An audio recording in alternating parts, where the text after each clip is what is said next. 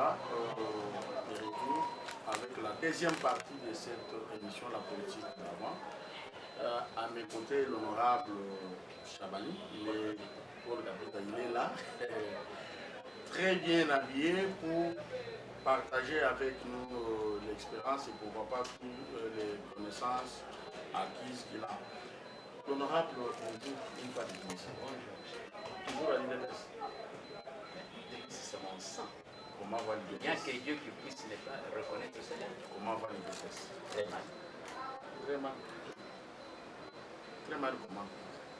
Ce qui se passe au sein de l'IDPS, personne ne peut imaginer. Qu'est-ce qui se passe? Personne ne peut imaginer. Qu'est-ce qui se passe à l'IDPS?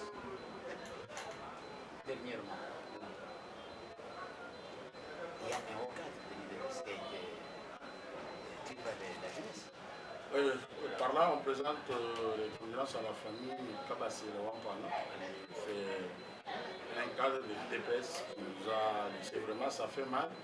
Et la manière qu'il a été humilié jusqu'à tel point à rendre l'âme vraiment, ce ne sont pas de bonnes choses. Et là, nous demandons à la justice de bien faire le travail et tous les commanditaires dans ces dossiers de Wampana doivent être poursuivis, arrêtés et pourquoi pas condamnés.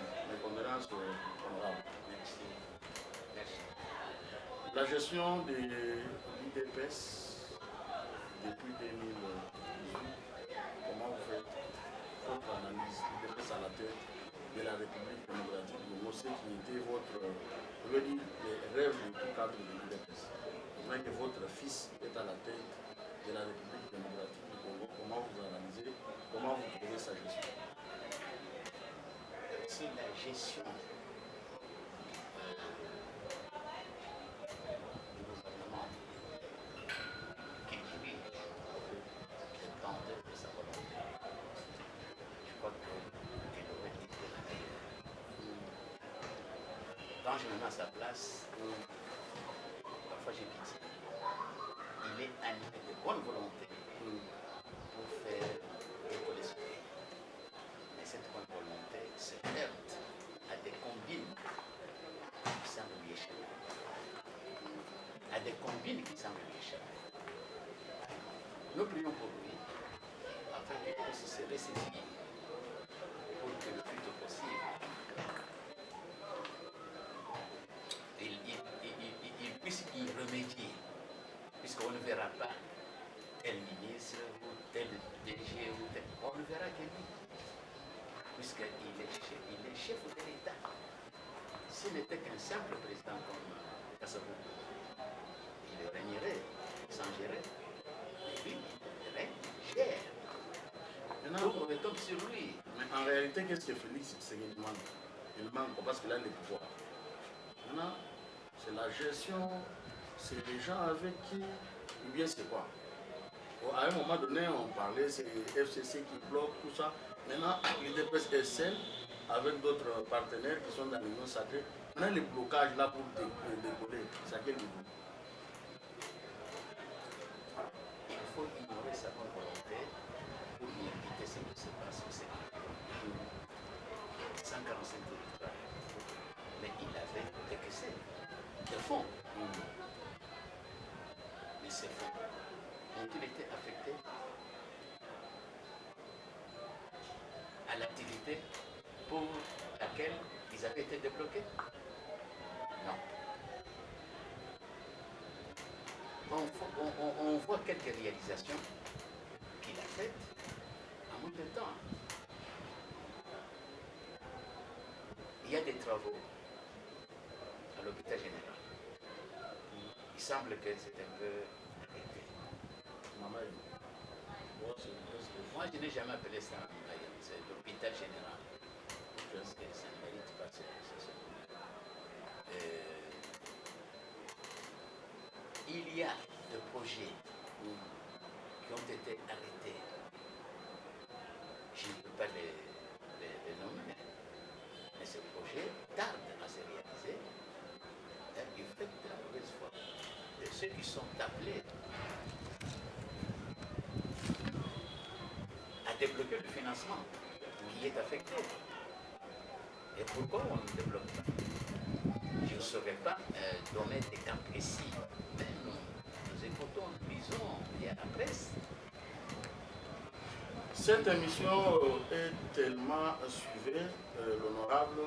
Parmi les, je signale, d'ailleurs nous en avons déjà parlé, il est parmi les 13 parlementaires de l'IDPS qui ont vécu ensemble avec Étienne Tshisekedi Ouamulumba et les autres. Maintenant, là, vous êtes resté en vie, vous êtes au nombre de combien parmi les 13 parlementaires? Nous sommes 4. Notre aîné a plus de 95 ans. Est-ce que depuis que les fils, je parle de votre fils Félix Antoine Tshisekedi, est au pouvoir, il vous a déjà réussi? Il nous a reçus une fois au cours de la réception. Il nous avait demandé d'unifier le parti. Et il nous avait promis qu'il nous décorerait. Nous attendons cette décoration, mais pas encore. Je m'en prends directement à mes collègues par rapport à l'unification du parti. Je ne sais pas pourquoi le parti n'a pas été unifié. Et là, ce n'est pas la faute du président. Il nous a demandé, les chefs de parti, unifier le parti. Pourquoi le parti n'a pas été unifié? Or, nous avions fait la route partout. Partout. Et l'espoir était là, de la part de tous ceux qui avaient été contactés par nous. Mais l'opinion devait se poser à savoir la raison d'être du non-aboutissement des contacts que nous avions faits. Il y a des impondérables qui m'échappent. Nous avions rédigé un document à ce sujet. Il tenait lieu des rapports et missions dont ce rapport était adressé au chef de l'État. Il nous avait demandé de faire cette mission. Le document était rédigé. Nous l'avions lu. Un très bon document. Mais nous 4 ne sommes pas arrivés à nous entendre dans le sens de la réunification du parti à travers notre signature. Et c'est très important. C'est très important ici. Oui, oui. Pour tempérer les choses, j'avais dit à mes collègues, cette mission nous a été confiée par le chef de l'État. Et le chef de l'État, il est président de la République. Peu importe qu'il nous appelle, mais il est d'abord chef de l'État. Et nous devons lui respecter, puisque lui nous respecte. Quelle est la raison d'être de ce qui propose? Je n'ai pas entendu un seul de mes collègues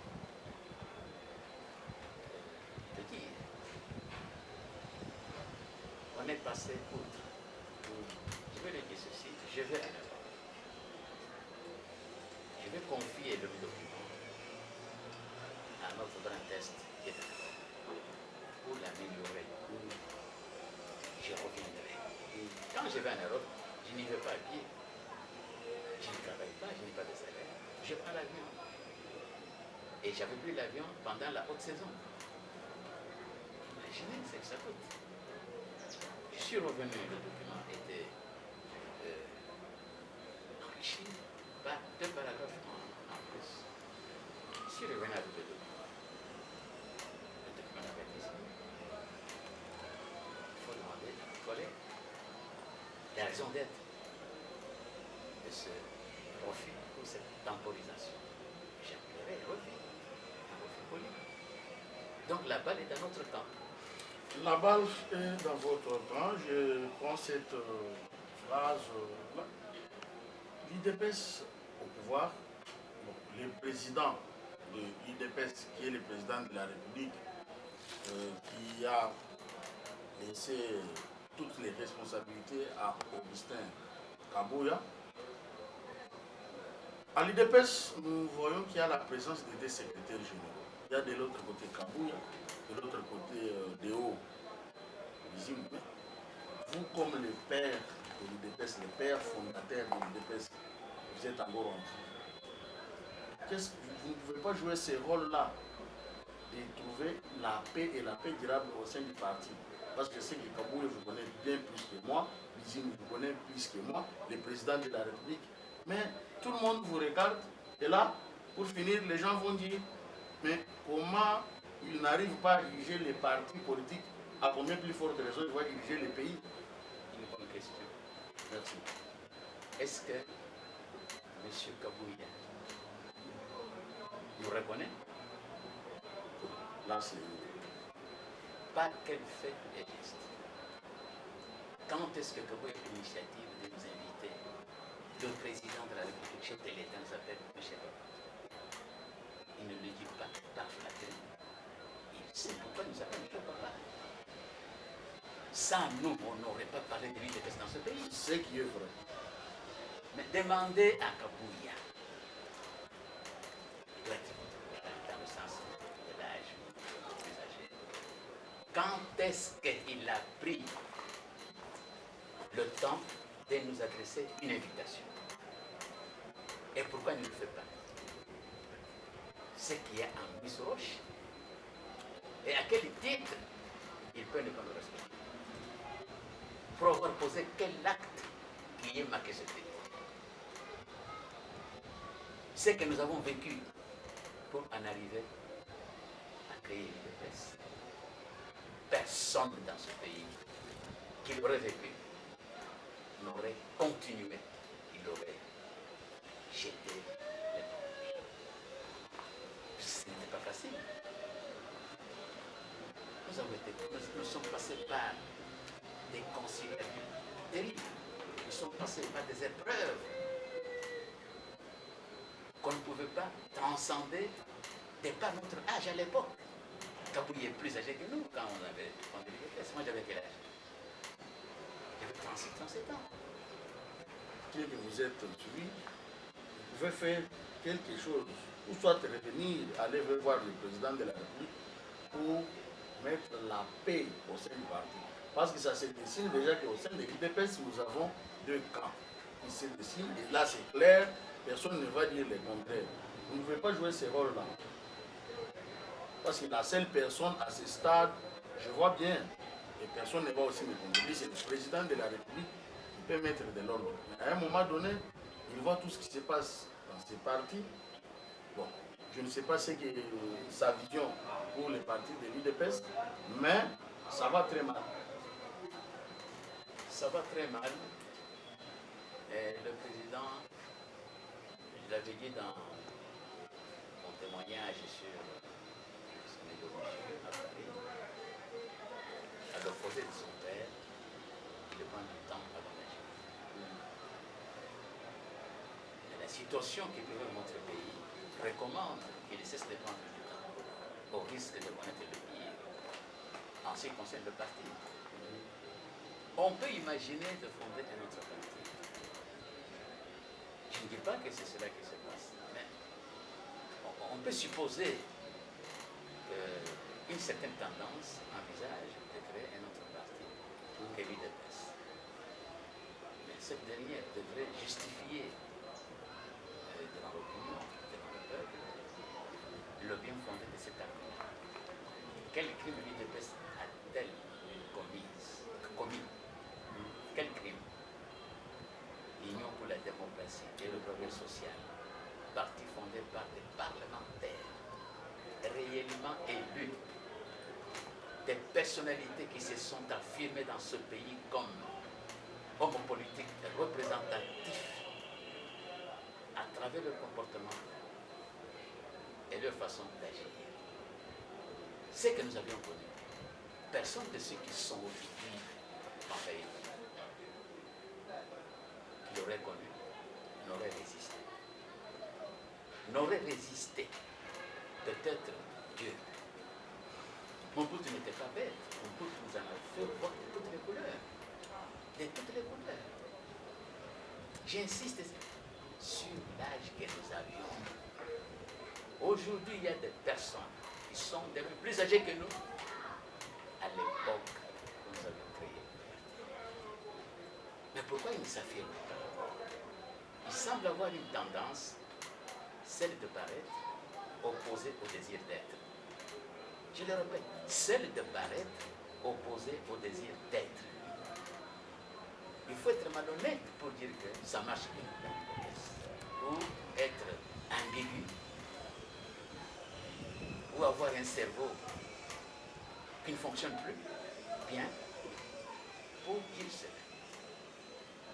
Prenons des faits courants. Est-ce qu'on pouvait penser à ce que la jeunesse de l'UDP se soit divisée? Jamais. Il y a des présidents. Oui. La jeunesse de l'UDP. Elle a mis ici Voilà. notre elle. Voilà. L'union fait la force. Elle est Mani. L'union fait la force. L'UDP, c'est l'union pour la démocratie et le progrès social. Mais aujourd'hui, mais tous les papes, vraiment, je suis catholique. On nous a imposé cette croyance. Oh, le premier être humain, c'était un noir. Mais il n'avait pas cet un. Tu as vu? Quel mon épouse? Oui. C'était des hommes clairs. Ça, c'est sont les conséquences de la chaleur. Et oui, les premiers êtres humains étaient bruns. C'est à la fin le berceau de l'humanité. Les premiers êtres qui étaient en communication avec Dieu, c'est le peuple africain. Voilà. C'est ce qu'on semble ignorer. Mais dans ce pays, depuis 60 à ce niveau, on peut comparer lui de Pessac avec ce parti. Il n'y en a pas. Il n'y en a pas. Plutôt que de maintenir ce bijou qui devra faire son bonhomme de chemin des siècles durant, à l'instar de l'ANC et autres partis qui se sont imposés dans les autres pays, dans les pays qui se respectent. Mais on semble croire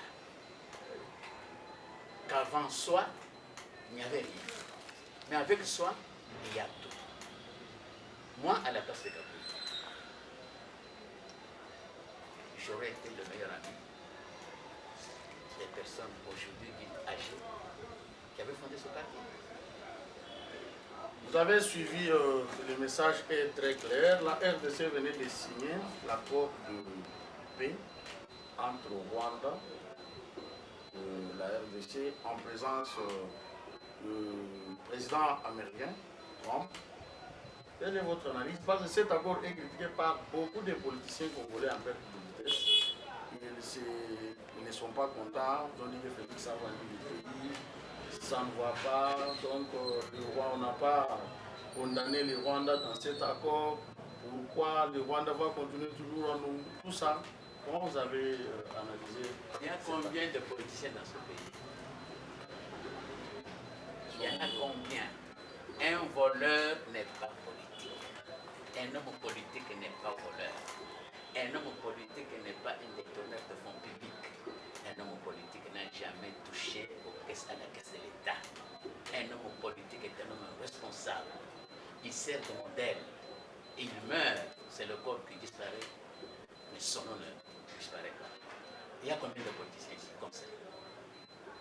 Aujourd'hui, il faut avoir des garants miniers. Vous pillez votre propre pays. Vous vous dites politicien. Il faut aller à Lubumbashi d'abord. Et vous allez à Lubumbashi pour voir qui. Et qui a quelle maturité politique. Non, non. Il y a lieu de changer de nationalité, ce qui se passe dans ce pays. Les personnes qui ne pouvaient même pas nous approcher il y a 40 ans, du fait du vol, du pillage, ils se tapent la poitrine comme étant politique. Et qu'ils définissent ce qu'on entend par homme politique. Posez-leur la question, qu'est-ce que vous entendez par un homme politique et un simple politicien? Aujourd'hui, on a plus de politiciens que des hommes politiques. Oui, il faut faire le distinguo est clair. Un homme politique a un projet auquel il tient contre vents et marées. Quand même il vient à mourir, il laisse non. Moi qui vous parle, je suis plus âgé que vous, je suis votre papa. Je n'ai jamais vu le monde. Je n'avais jamais vu le monde. Mais je suis fanatique. Je ne me l'explique pas. Pourquoi? Un homme politique, c'est les idées. Un homme politique, c'est les idées. D'autres proportions gardées. Un homme politique, c'est le modèle. Un homme politique, quand il parle, on retient ce qu'il lâche. Et ça fait des petits. Mais aujourd'hui, nous avons des pilleurs de la République qui se font corrompre à merci et qui se disent politiciens. Quel est leur projet politique? Rien du tout. Hein? L'homme n'est pas que argent. L'homme est plus esprit que plusieurs biens. L'homme est plus esprit que matériel. Lorsque dans l'homme, on trouve un taux élevé du matériel, on est homme que par la morphologie.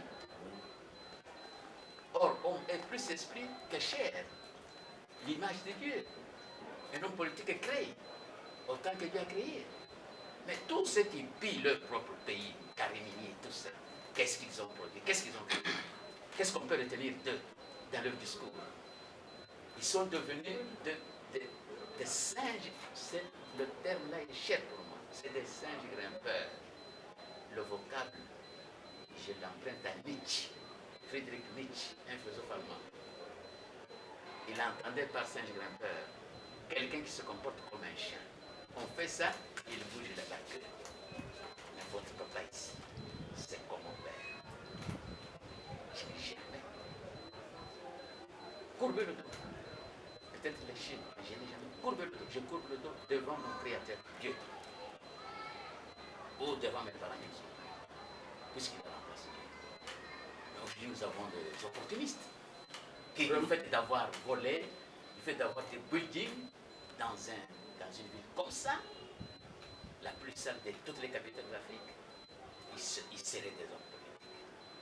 Ça ne me dit rien. Hein? Félix, qui n'a pas le rage, il est plus politique que ces gens-là. Pourquoi? Parce qu'il a l'amour de son pays. Il est incapable de causer du tort à quelqu'un. Mais je l'invite à se ressaisir. Il est temps qu'il puisse se ressaisir. Nous ne voulons pas regretter. J'étais révolté quand j'ai lu une phrase quelque part là. Kigali s'est réjoui d'une éventuelle condamnation de Moutamba. À quel titre?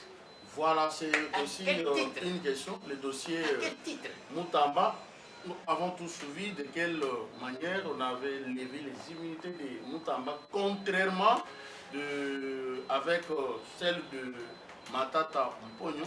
Nous avons vu les dossiers de Moutamba très rapidement, c'était du tic au tac. Nous comprenons ce qui se passe, mais actuellement, Moutamba a déjà déposé sa démission. Oui. Le président, je crois, il y a une lettre qui a circulé dans les réseaux sociaux par son cabinet. Il a déjà pris acte de cette démission. Mais tout le monde, tous les pays voisins, tout le monde en parle. Comment vous avez eu cette nouvelle de Moutamba? Mais Moutamba, les individus bêtes rencontrent rarement des difficultés dans la société. Mais les personnes pensantes, les personnes intelligentes, les personnes qui créent, qui conçoivent et qui restent attachées à leur pays ont toujours des problèmes. Puisque la racaille constitue la majorité dans tous les pays tiers-monde. La racaille, c'est la majorité. Les grands penseurs sont combattus dans leur propre pays. Où est le monde? Où est Zogémaguin? Où est Fina? Où est Johnson Stendoué? Les hommes politiques, les grands hommes politiques dans leur pays, ils sont assassinés. Mais la racaille, qui constitue des personnes dont la vie ne se conjugue que dans l'enrichissement, avec l'enrichissement. C'est quand même curieux. Mais de quel droit Kigali se réjouit de la condamnation de Mutambe? Ça dit beaucoup de choses. Mutambe congolais, fils du pays. Mais à quel titre Kigali est un mouchoir de poche, intervient ou s'exprime ou s'implique? À quel titre? Ça vous permet de juger le type de ce qui se dit politique dans ce pays. Enfin, moi quand je ne parle pas pour me rendre intéressant. Non, je n'ai pas besoin d'être applaudi. J'ai besoin de laisser mon nom en disant la vérité et en apportant ma contribution au développement de mon pays. C'est le rôle primordial pour lequel nous avons été créés. Chacun dans son domaine doit laisser un nom. Vous mourrez comme un insecte, vous n'avez été homme que par la morphologie, mais vous êtes un animal qui aurait dû marcher à quatre pattes. Oh, vraiment, ça c'est vraiment très profond. Je crois peut-être que cette émission est une émission en ligne. Ça peut tomber même sur le président de la République, voire même ses très proches. Quel message vous lancez au président de la République pour le gouvernement de l'Union nationale? Comment il peut sélectionner les gens? Parce que c'est pour bientôt. Je dirais ceci au président. Mettez de côté ceux qui se disent vos amis. Faites référence à la sagesse de certains concitoyens qui ont marqué ce pays par leur œuvre morale, fistelle, par leur comportement, par leur contribution. Ce pays est un pays paradis. C'est le paradis terrestre. Ce pays ne mérite pas ce que son peuple vit. Vous êtes déjà là. Vous avez marqué les points. Entourez-vous des personnalités politiques. J'entends par là les gens qui ne mettent pas beaucoup d'importance, qui n'accordent pas beaucoup d'importance à un enrichissement abondant. Non, il est dit ceci. La préoccupation qui consiste à accumuler des biens constitue une preuve, je le dis autrement, du taux élevé d'animalité en soi. C'est comme si on se savait mourir d'un moment à l'autre. Oui, on dirait qu'on se sait, non, je dois beaucoup gagner parce que d'ici peu je vais mourir. Non! J'adresse un message à la jeunesse, à nos compatriotes. C'est celui-ci. Soyez attachés aux idéaux qui font de vous un être humain créé par Dieu à son image. Soyez préoccupés au développement de votre pays par l'honnêteté et l'amour du prochain, l'amour de votre concitoyen. Réagissez de manière systématique contre l'injustice. Puisque là où il n'y a pas de justice, il n'y a pas d'avenir, il n'y a pas de bonheur, il n'y a pas de développement. Il n'y a pas de développement. On ne fait pas la politique pour s'enrichir, on fait la politique pour laisser un nom, marquer l'histoire. Le corps meurt, mais le nom demeure. C'est ce qui semble manquer ici. Je reviens. De quel droit le Rwanda, c'est quel pays ça? C'est la superficie de Kinshasa, pour ne pas exagérer. De quel droit on peut se mêler du dossier de Mutambe? Président, soyez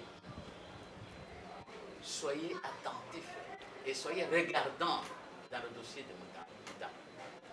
Il semble qu'il aurait démissionné. Mais vous avez la latitude, en tant que chef de l'État, de faire appel à ce jeune homme qui s'est avéré un patriote, engagé, dévoué pour le bonheur de son pays. Je ne l'ai jamais rencontré.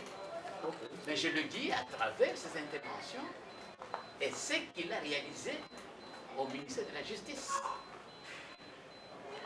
Mais il y en a qui payent de villas en Europe. à 600 000, 900 000, tout ça. Pourquoi ces gens ne sont pas inquiétés? Ils sont très calmes dans la vie. Et ils sont calmes. Mais quel crime Tambour est-il commis? C'est pour avoir informatisé tout l'enlèvement de frais, c'est ça. Voilà, nous faisons appel à votre béatitude. Vous êtes le chef de l'État et à ce titre, vous êtes plus âgé que nous tous. Plus âgé que nous tous. Sauvez la crème de ce pays. Sauvez les patriotes de ce pays qui s'affichent et qui se confirment, qui se font découvrir à travers leurs faits et gestes et leur comportement. Nous n'avons que ce pays. Nous avons le devoir de l'aimer. Le plus beau pays en Afrique, mais que nous semblons négliger.